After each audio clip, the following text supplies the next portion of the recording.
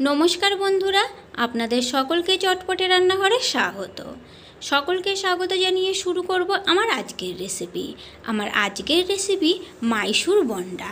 আর এই মাইসুর বন্ডা কিন্তু একটা সাউথ ইন্ডিয়ান রেসিপি, খেতে কিন্তু দারুণ লাগে। বাইরে থেকে এই বড়াগুলো হবে একদমই মুচমুচে আর ভেতর থেকে হবে একদমই সফট ও জালিদার। তাহলে চলুন আর দেরি না করে দেখে নেওয়া যাক। প্রথমে ব্যাটারটা তৈরি করার জন্য একটা পাত্র নিয়ে নিলাম। এখন এই পাত্রে দিয়ে দিলাম হাফ কাপ টক দই। এখন এই দইয়ের মধ্যে দিয়ে দিচ্ছি 1 কাপ ময়দা। যে কাপের হাফ কাপ টক দই নিয়েছি ওই কাপেরই 1 কাপ ময়দা দিয়ে দিলাম।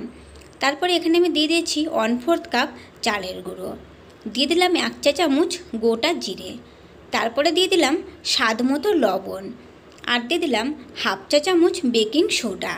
আর এখানে আমি 1 ইঞ্চি আদা আর 3টে কাঁচা লঙ্কা একসঙ্গে মিশিয়ে বেটে নিয়েছিলাম, সেটাও দিয়ে দিলাম। আর ঝালটা কিন্তু আপনারা যে যেমন খেতে পছন্দ করেন সেটা বুঝেই দেবেন। তারপরে আমি এখানে দিয়ে দিলাম কিছুটা ধনেপাতা কুচি।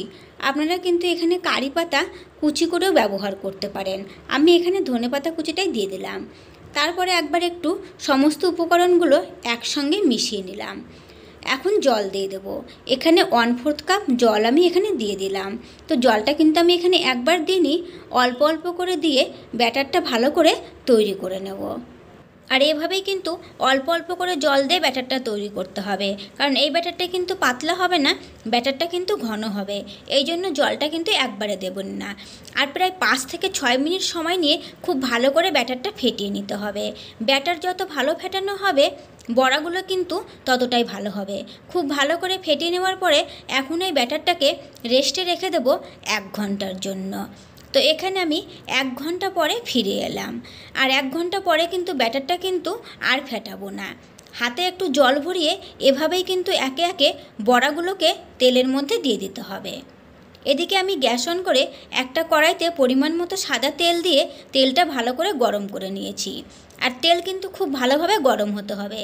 তারপরে ব্যাটার থেকে অল্প একটু তেলের মধ্যে দিয়ে চেক করে নিলাম তেলটা ভালোভাবে গরম হয়েছে কিনা। তারপরে তেল যখন ভালোভাবে গরম হয়ে গেছে তখন একে একে বড়াগুলোকে তেলের মধ্যে দিয়ে দেব। যতগুলো তেলের মধ্যে আসবে ঠিক ততগুলোই কিন্তু এভাবে বড়াগুলো একে একে তেলের মধ্যে দিয়ে দিতে হবে। তা আমি এখানে তেলের মধ্যে একসঙ্গে যতগুলো আসবে ঠিক ততগুলো এভাবে দিয়ে দিচ্ছি। আর ছোট বড় আপনারা কিন্তু আপনাদের পছন্দের আকার মতো এগুলোকে ভেজে নিতে পারেন।